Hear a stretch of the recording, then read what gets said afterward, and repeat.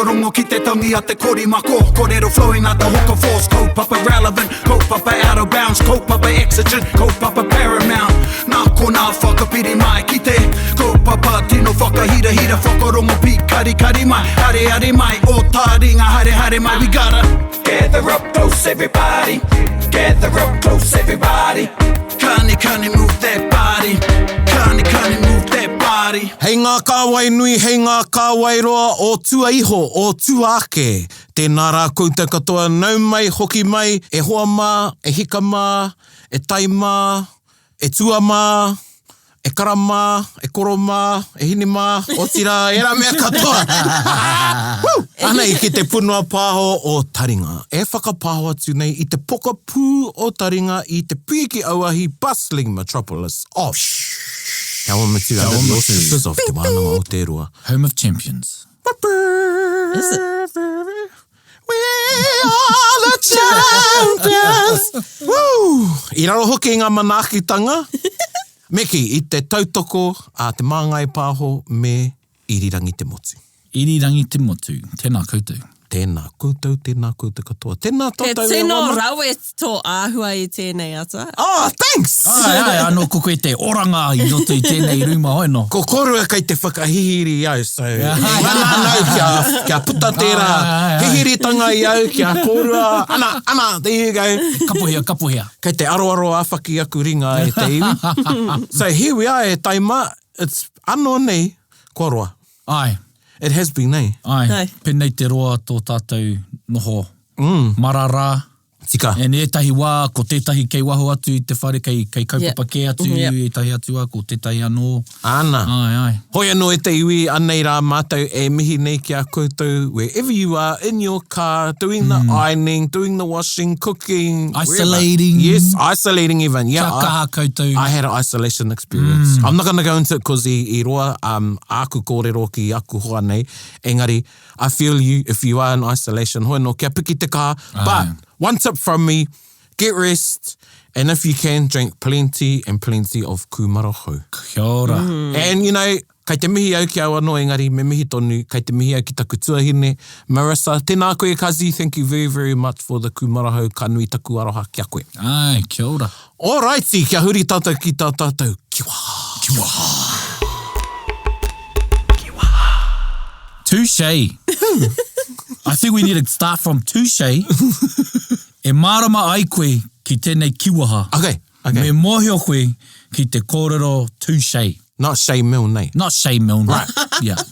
He's not touché. He is the shade. So touché, how te touché kia tātou prāne? Touché. Touché or not touché? Oh, man. I'll do it tomorrow, not touché. How i roto i taku Coke Zero? Yeah. How ki roto i tō kumarahau? Yeah, I'll say. No, just hot water and kumaraho, dried kumaraho leaf. Steeped. Honest. Yeah, steeped. Touché. Touché e hoa. Steeped, you say. Touché. Touché.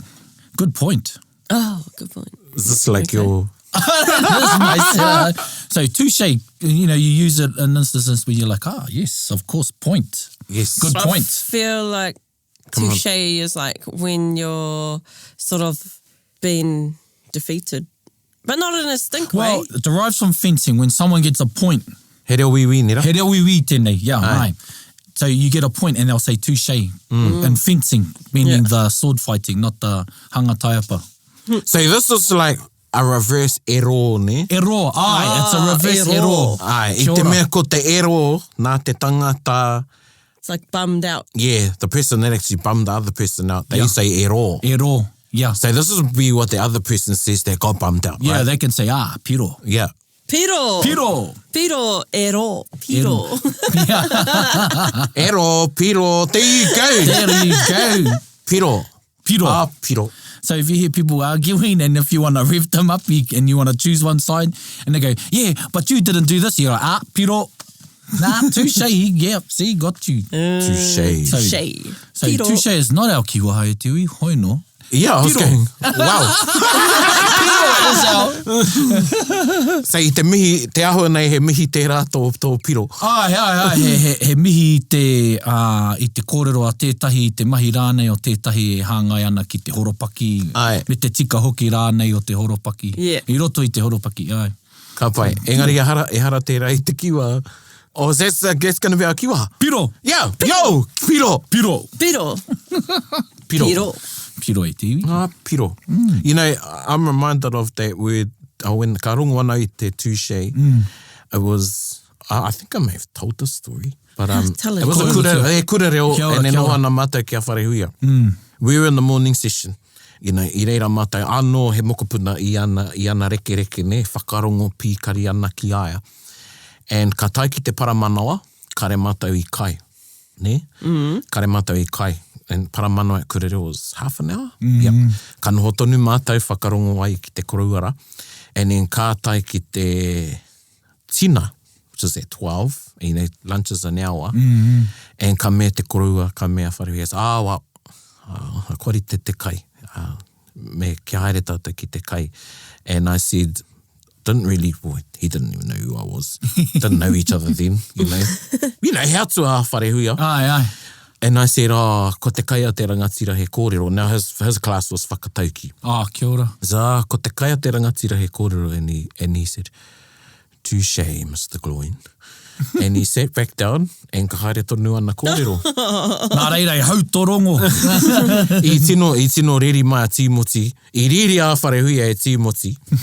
And ko tētai atu kōrero mō tērā, he kōrero whakataru na umukai.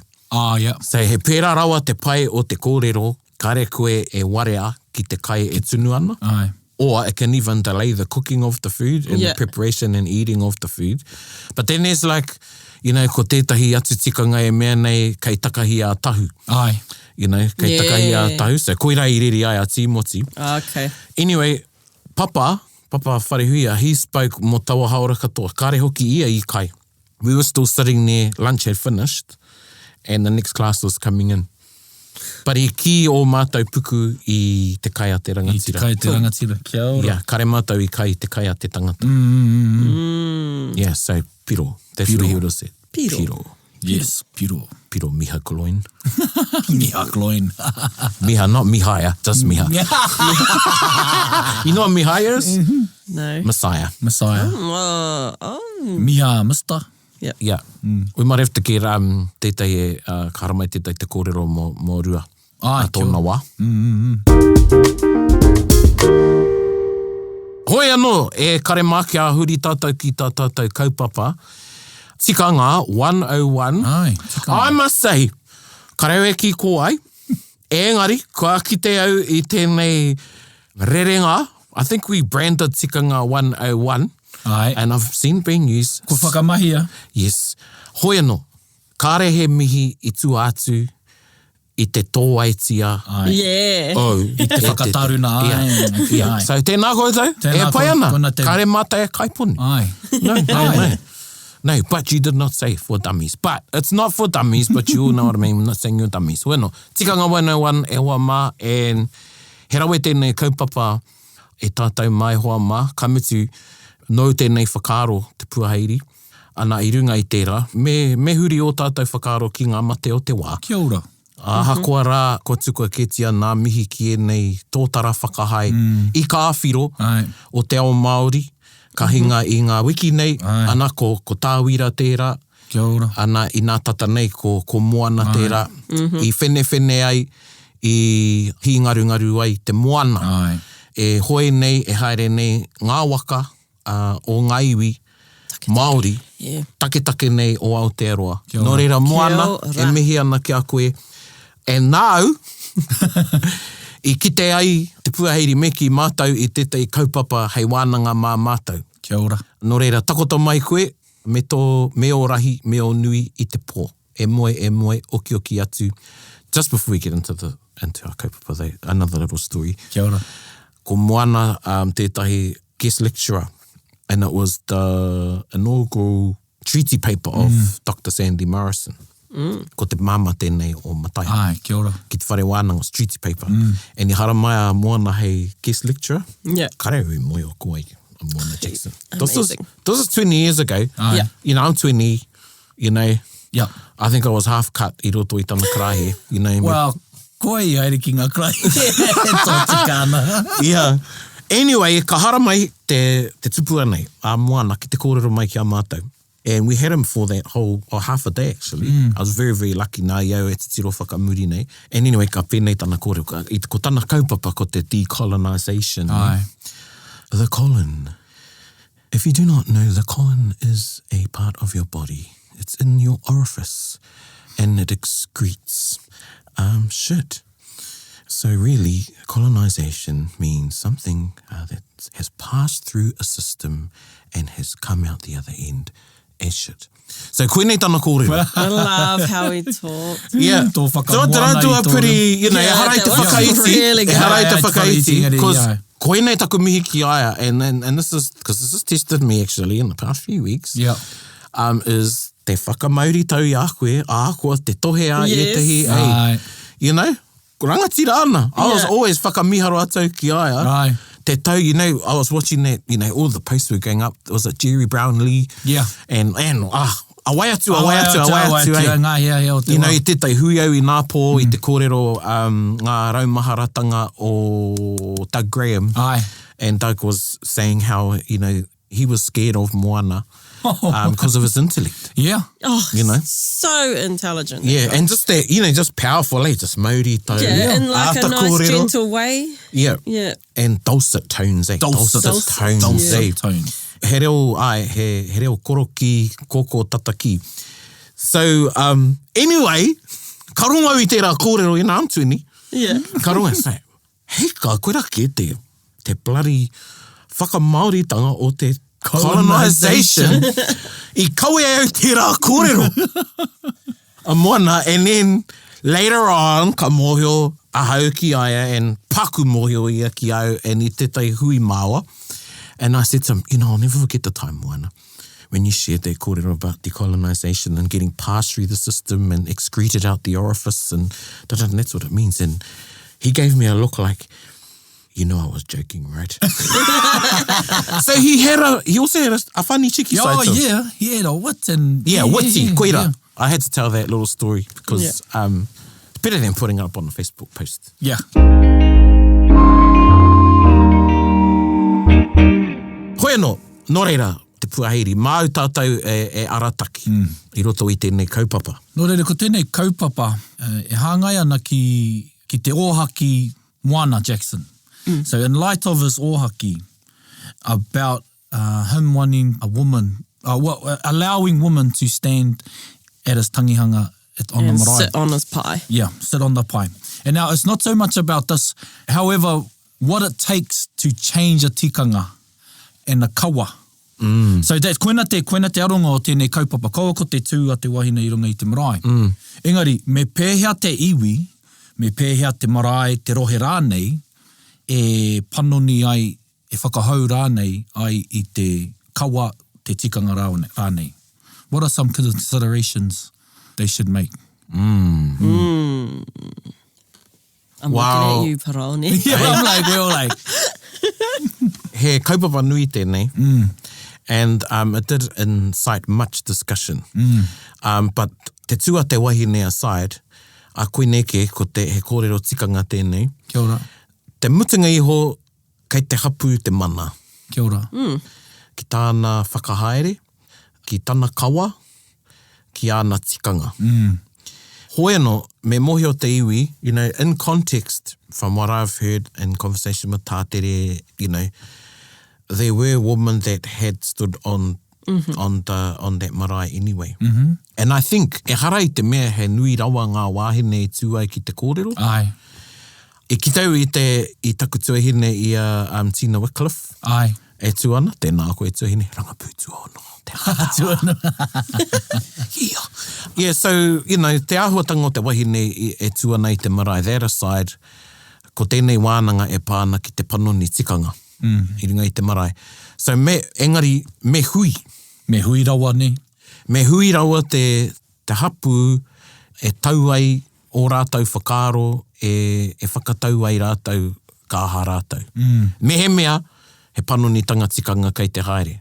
Ai. Ne, o panonitanga kawa, he harawa rānei ne. And I'm sure we have spoken about, the changing of tikanga and kawa, there's the debate, you can't change kawa. E ka taia te era te panoni. Engari, ia, me hui rawa.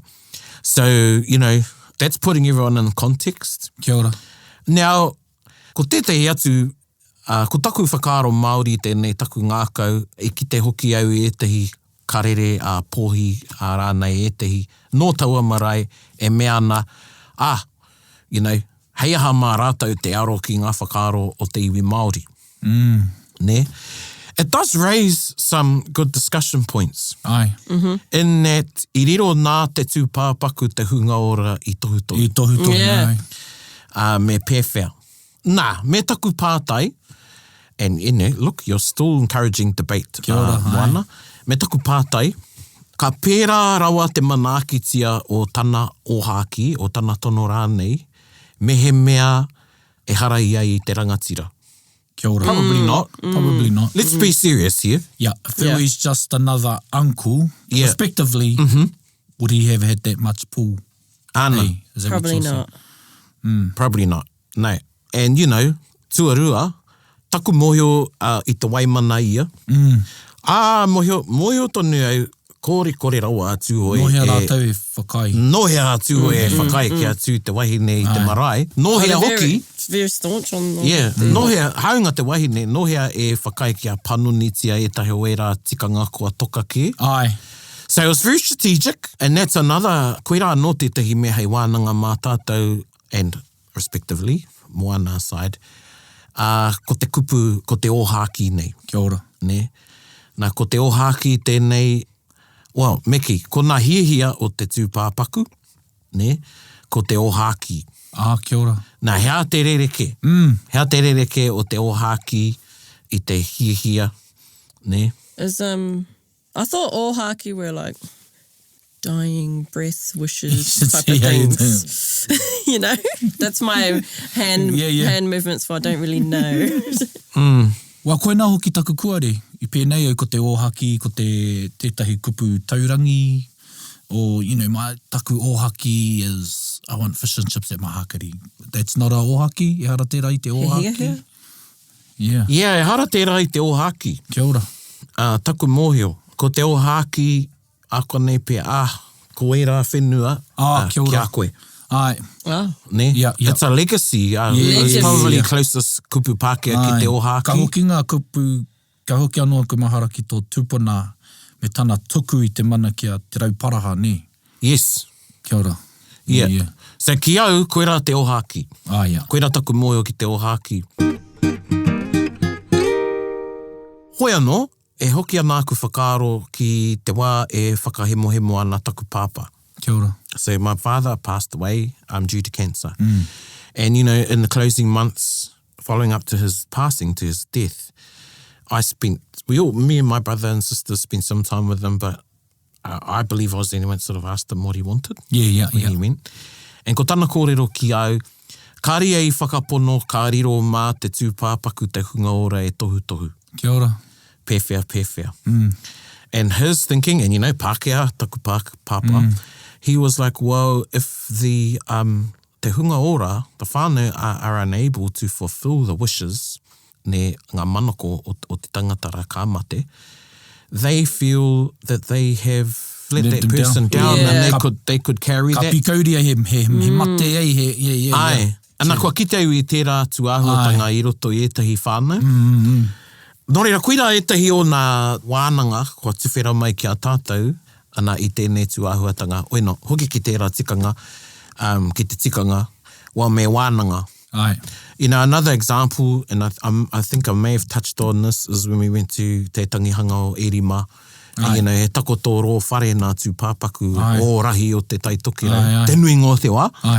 But i hui a Ngāti Hine, te poe mua, kia kawea kētia erimaki waho takoto ai. Ai. He mohe no rātou, ka poke a rātou. They knew that there's going to be huge oke. Yeah. So Me they... tō rātou haukoti ngā... For i te practicality. Rere. Yeah. Me tō rātou haukoti i te rere o ngā manuhiri. Yeah. Kia whai wāhi mai ko te kīngitanga kamatu kia ea ai ngā te utawa wāhanga o te pōhiri. Yeah. Ana. So I think, tātou mā te hunga ora nei, as you're thinking about what you want, kia aroha tonu ki te hunga ora. Yeah. I think it's a bit of a balance. Ai. Ka tai kārua, me whakapono koe ka taia e te whānau o hia, Ai. te whakatutuki. Kia ora. Kei riro mā rātou tō mate kawe, haere ake nei. Haere ake nei. Ka whakatoimaha te rā i a rātou. And, are there any, when it comes to tangi arrangements, see the other interesting thing too, I'm going to put that pākta te tua te wahine. Ai. Ko tāna pīrangi mā te karakia Māori ia e tuku. Ai. Now, I'm going to talk about my mate Korohere. Kia ora. I te wā e tūroro ana. E tūroro ana. He's in the coma. Ai. And, taku brau Korohere, karakia Māori Pautaka. Upoko hitarari. Yeah, nā wā Te katoa. awhia. Yeah. Māro hitarari, uka ake nei ia ki te karakia Māori. Hoi anō, there were some nights there in the initial stages of him in hospital. People were coming in there and they were mindful of Korohere's beliefs, but they were coming in aroha for him. Ai. So we would have karakia Māori and then open up to anybody else that wanted to share in karakia with the intention Kia ora. for Korohere te ke pira. So we're not going to say, ka aukati i te karaiti ana. Ka aukati i te ringatu. And we did. There was karaiti ana, ringatu, rātana, you name it. And as Leon said, wow, he piti piti ki ngā hoiho Ki ngā hoiho, ai. Now, e whakapai anau, kāre kore i tai e tehi ki taua tangihanga rā, and they had no karakia Māori. So, ka huri rātou ki ngā karakia e mohio ana rātou. Kia ora. So, me koe pirangi ana kia kawea e tehi ngā karakia Māori mo te roa ngātu o tō tangihanga. And this actually, I think we got a question. Yeah. Because somebody wanted their uhunga to be karakia Māori. Ai. You need to ask yourself. Are your hapu, your whānau able to uphold that responsibility and do it justice? Yeah. So you should be preparing these things. It's like it's an insurance policy, really. Ai, he wīra. Yeah. And, ka hoki au ki au, I look at how we've been, not just me, but we have been developing our hapu and how I treat it as me pono au. And this, it really gets me to hone in. Ai. I think, how do I want my tangihanga to be? Ai. Yeah. Ne? So if I want deft speakers on the pai and, good wahine, Ai. expert at karanga, and mō tētea, and karakia Māori. Pai arahi. Yeah. Tikanga. Then I need to be working on that now. Yeah. You need to be building those relationships. And exemplifying such practices, ne hoa. Ana. Yeah. Ana.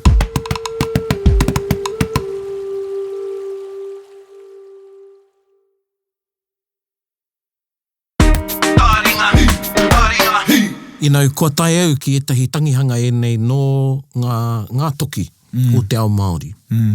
And unfortunately, these doi ends of te ao Māori in te reo, in Tikanga, and those spaces, unfortunately, they didn't commit the time to their hapu, to build their hapu. And the tangihanga did not match, wasn't suitable for their ilk. For their ilk, to say that lightly. I'm not going to name. But that was a wake-up for me. Kia ora. E tahi o ngā tangihanga I haere ai au I roto I ngātau. I was actually sad for that person and sad for their whānau. Yeah. Now, why? Because we're time poor. One, but that's an excuse. The other one is we're giving ourselves to as many people. Yeah. Right? So we go out and we run these wānanga, we do all these things, and koene tako kōrero ki aku hoa. Hea tō hua ki te kore koe e huri ki te whakapakari I tō ake hapu. You know, you're giving ourselves to all these other initiatives and kaupapa, kura reo, wānanga, teha. Engari, hea te hua ki te kore koe aro ki tō hapu. Kia ora. Yeah, so Jesus really opened up a big wānanga, wānanga tikanga. Engari, nō reira, koutou mai whakarongo ana. You know, if you have all these desires for your tangihanga and things like that, then you need to be putting in the work. Kia ora. Or matching your expectations to what you think your Yeah. whānau can do without, like you said, Yeah. leaving a burden for them. Ana. Yeah. Some of you will be listening to this going, oh, geez, it could be just as simple as going home. Yeah. You know, and I know that's not simple for a lot of people. Yeah, but aye. that could be your first step. You know, kia mōhio tia koe e tō iwi. Kia ora. Yeah. Kia rangona tō hau i te kāinga. Ki te ao. Yeah. Yeah. Yeah, kanohi ki te a, kia rangona tō haunga, tō piro, e rāhuatanga katoa, again, themes that we have talked about. Yeah. E tahi o a tātou wānanga. Ko tā kōku whakaaro e hāngai ana ki tāu i kōrero nā, this ideal romanticised whakaaro of going home and everything being there for you from kai to pai, from kai to taumata. And if you haven't had that time investment, you sort of get brought to the knees of your expectations because it hasn't happened how you wanted it to be. And then you have to reflect and go, wow, they didn't really know me. Yeah. You know, they didn't really know me. I didn't put that much time in and I should have known he nui te whakapono o hāhi ki atu te whakapono nui o taku marae and I haven't got the right people in place or the right things in place for my whakapono to be carried out, you know, so things like that. Yeah, it's a big realisation for a lot of us, a lot of people, yeah. He whio whakaaro tuhine. I've been reminded while you were both talking about, a couple of examples where I've sort of seen what you were speaking about happen. One example was I was photographing a wedding, which was down the coast, and a lot of the guests, everyone that came, were not from the coast. But I mean, if you're going to the coast for a wedding, you're going to expect to see some seafood on the table. This couple didn't ever go back to the coast, and it was evident that they didn't know many people there who live on the coast because there was no seafood. Yeah. Yep. Yeah. That stuff too, like people want the most lavish of hākari. Yeah, I feel like it's just an expectation, especially for myself. If I'm going to the coast for a wedding, I'm expecting to see some kaimoana. Ai. So, nā te mea he ahi mātau pia taua tokorua o ahi tawhiti. Ka re te hau Ahi kai. tawhiti, I reckon. Yeah. Yeah. Yeah. But yeah, that was just, while you were talking, that reminded me of that occasion. But also, before when you're talking about how you have been thinking about what you want to happen at your tangi, it reminded me of my partner's nan. She literally wrote a tangi guide for her tangi, and it had everything in it, down to who would be sitting on the pie, who's doing the karanga, who's going to be sitting around the body, who'll be working in the kitchen. She even had one of her sons charged with entertainment. She even wrote a backup whai kōrero for someone to do if they didn't know how to talk Māori but wanted to stand. Wow. Yeah. That's, it was pretty amazing. She had it stored on her laptop in a Word doc that she had told her daughter about. He mana nui tōna? Yeah. No, she's quite a and that mana, staunch lady. She kei te ora tonu ia. Ko. Ko ngaro. So that mana, she, you know, there's the inherent mana we all have when we're born, and then there's the building up of mana over time due to all sorts of factors. Mana of your whānau. Yeah.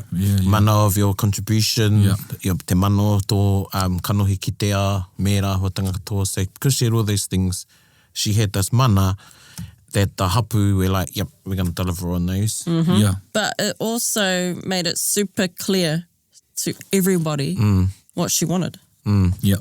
So there was no guessing. Yeah. No, did she want to do this? Did she want to go there? And that's the other part of it, is the intention of leaving your whānau in a better space in terms of what they need to think about. And especially in a pressing time as grieving. Because it's quite we're getting into tangihanga and how much of an event it is you know, how much it is to take care of that stuff. And so if you're a bit blinded by grief, it's hard to make those decisions, or, you know, without some guidelines. And then, you know, that stuff separates whānau, you know, divides whānau for quite some time.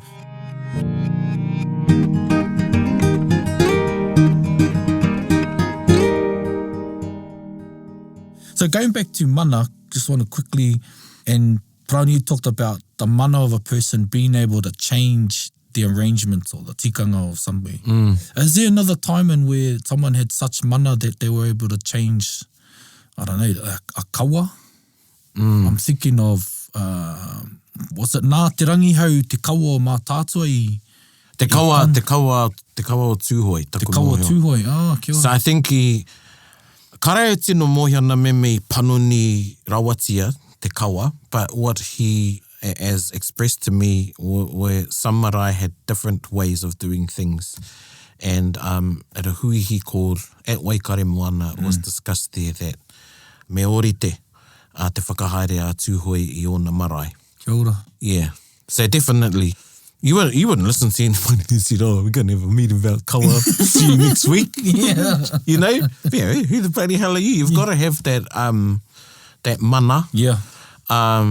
Also the wairua is all part of it, you know, the ethos, e rāhuatanga katoa. Yeah. See, te wā o te ora i te wā hoki o te mate. Aye. Of which Moana is a very good example. Yes. Ne, anei e hoki nei ki taua kōrero, he nui no tana mana i Wānanga, i tana hapu, tana iwi, i ona whakaaro, i ona hiahia. Kia ora. Yeah. Now, okay, I want to go back to Ohaki and ona manako. So, his request, ne? Aye. But now, nā kia ki te rākōrua, kia mārama rākōrua, kua noho tērā hei Ohaki ki te marae. But it was actually through what was created on the marae that was the creation of a legacy. Aye. Ne? Yep, I see. Yeah. Yeah. So I reira, yeah, kia ki te rākōrua. Yeah. Nā te whakatīnanatanga o nā hiahia i Ohaki ai Ai. tana mahi, aua mahi. Ai. Oh, kia ora. Ai. Yeah. Piro, Moana, piro. Piro, Moana. Ai. So, yeah, I think ka nui tēnā, mō tēnei wā. Aye. I saw lots of other areas too where we could have a wānanga about, as we do i roto i a tātou ko wete-wetetanga. Be interesting to, over time, See how that influences. the rest of Ngāti Kahungunu. Yes. The rest of Ngāti Kahungunu. Aye. Because the other, which I think is a positive, our other iwi have said, no way, koenei tā mātou, you know, Yeah, and yeah. that's cool too. Aye, ka paua tō rātou whakatau ki te whenua. Yeah. But yeah, invigorating their whakaaro again, you know. Well, times have changed. Times have changed. They definitely have, and I'll give you, you know, and i te, me koe kei te whakarongo mai e Taranui, wāta. We were having a little, you know, not an exchange, but we were posting, and i te pōhia mo te kawa Te Arawa. Aye. Now, I know there's lots of stories. I grew up in Te Arawa, and I've heard stories on this side too of Te Arawa actually walking off the marae ka tuana te wahine. Aye. And probably a famous or infamous story, kei a koe te tikanga, Aye. was when Whaia Makachi stood up on Tuanga Waiwai at an occasion and i reira Te Arawa and they walked off. Aye. Yeah. You know, so koenei te kōrero, koenei taku mōhio ki a Te Arawa. Aye. But i whakataua Te Arawa, you know, so this shows, e harai te mea kua māma, engari i whakatau rātou kia whakaiti. Kia ora. Kia whakaiti. And there is a shot of takutuahine a Tina Wycliffe e tūana. And I'm sure you got that stance off me, girl. Yeah. That, the hand on the hope one. Hand on the hope. I tai ea tana tū. I tai ea. And there's a shot down the far end, tokotoru pia nā Ngā Te Arawa e noho puku ana. Oh, kia So ora. that shows ki au kua huri te ao. Kua huri te ao. Kua huri te ao, and I muri mai ka rongo i ngā kōrero i hui a Te Arawa. Now, here's the other thing. I aki, etahi, i ngā wāhine ki te tū, ka ki ngā wāhine kao. Kia ora. Yeah. Ne? Yeah. So I know of friends of mine that would have creamed it Yeah. Mehe me tū ai rātou i te marae rā. And they were asked to stand and encouraged to stand. Aye. And they declined. And they declined graciously. Yes. So, you know, I think there's been a bit of sensationalism on social media with the whole wahine Tika thing. tau e hoa, aye. There weren't wahine, as communicated to me, standing up in every ope and, big ope of wahine came on. It wasn't like And that at because, all. there were, commentary and jest as saying, oh, watch every wahine is going to kahununu so they can have something to say. It wasn't, it's not like that. Yeah. No. And anei pia te whakaaro kia koutou wahine mā, hea te tikanga te wahine ka tū anei i te marae. Hea tana tū. Aye, kia ora. Hea ana ritenga ka whai kōrero ana te wahine, Aye. Because I believe, much like in haka, there's a way that a wahine performs and there's a way a tāne performs. Kia ora. Now I think it's the same i runga i te marae, ki te tū te wahine. Aye. Ki au, ko te tāne tēnei kōrero nei, me mau te mana motuhake o te tū a te wahine. Me te wahine kātū, kaua e whai i te tū a te tāne. But it'll be really interesting, the wānanga that this does open up. Yeah. Aye. I roto i Ngāti Kahungunu, they need to be onto it, I think. Me whakatako tō tikanga rātou, me wānanga rātou, because I predict that more marae and Ngāti Kahungunu are going to be, not so much requesting, but they're going to be actually promulgating this new tikanga of wahine standing on the marae. Promulgating it. What? Promulgating. Kamatu, ka te anō Ngāti Kahungunu a tātere mā kia whakanui nā runga noi ngā mahi ko i oti a rātou i roto i aua rā. Tuatai te whakanui i a moana, kamatu te whakatinanatanga i aua tikanga. Ana. Wasn't, they did well. Yeah, ka nui te mihi. And kia hoki anō ki ngā whakaaro te tua te wahine, karau mo te whakahei te tua te wahine mo te whai i ngā kōrero hoi no, pehea rānei tō karanga, pehea rānei tō pāo. Kia hau nei, me tai e tonu tō aua mahi, me tai e hoki tō tū i runga i te marae, kaua ko te tū mo te kore noiho. Yeah. Kamatu. Same can be said about men though. Well, men, tātou katoa. There should be a standard to maintain.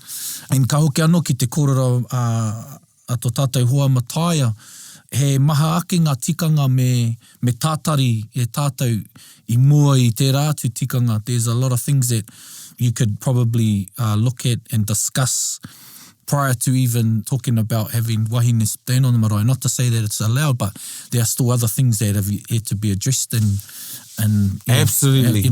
There's a whole lot to the little big things that we do, focus on a lot of the time in Taringa. It's like the iceberg situation, eh? Absolutely, yeah. What you see on going on the marae, i te marae arearea too, is the pageantry.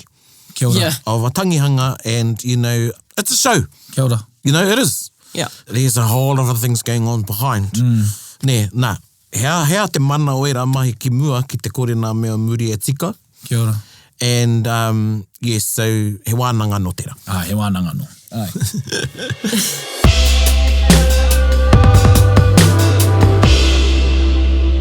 He pai tēnei wānanga e karema. Hoi no kia huri ki te waiata o te wiki hei tautoko i tēnei kōrero. Anei te waiata ko? Ko, wairua tapu nā te reo takiwā tan. Tēnā koe te wairua tapu, te whakaaro pai, ki te tangata hei o ranga. Te ngā konui aua, ki a mātou e mamoko, puna no ngā hau e whā. Te mātou ranga, no te rangi tūha, ko maringi mai nei.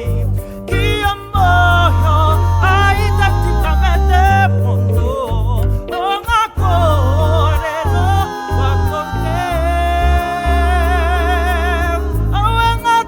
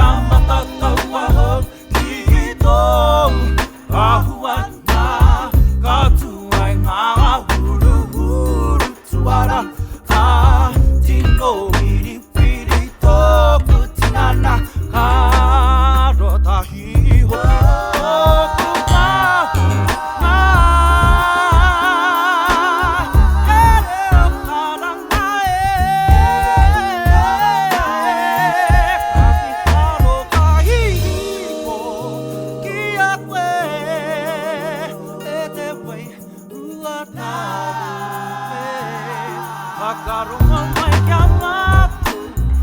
Ega kumi arura ki Yahweh. Ka hekeri ko katuna ro. Tiri mai ra hakatata mai ra ko maki.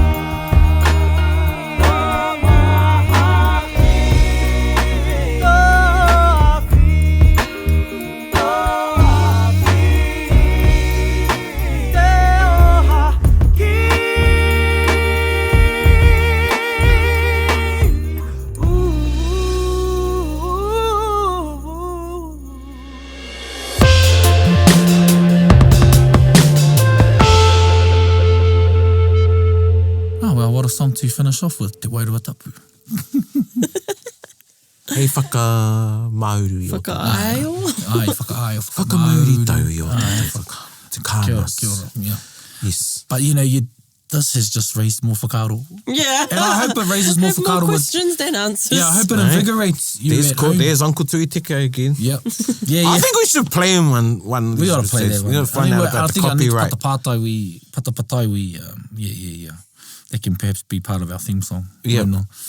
It should reinvigorate our whakaaro, or even to myth bust our perceptions or our ideals, or romanticize ideals on what tikanga is and what kawa is.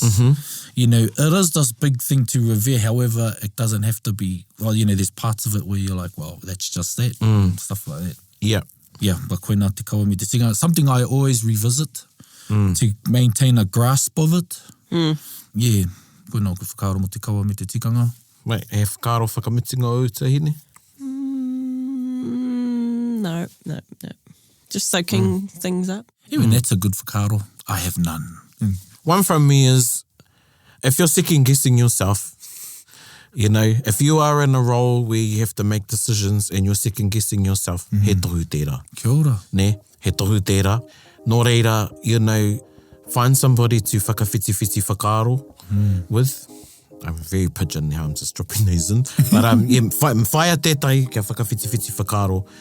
Engari me kei te kihirua pia o whakaaro. Rangirua rānei, koira kei te rangirua o he tohu tērā. Ne.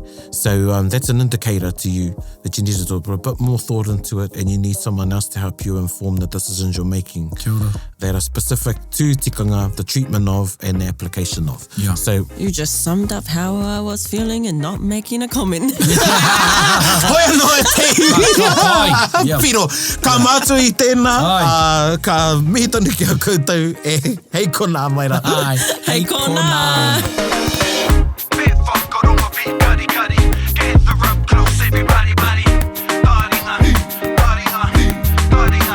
Yeah, tahuri mai ki o, whakarongo ki te tangi a te kori mako. Kōrero flowing out the hooker force, kaupapa relevant, kaupapa out of bounds, kaupapa exigent, kaupapa paramount.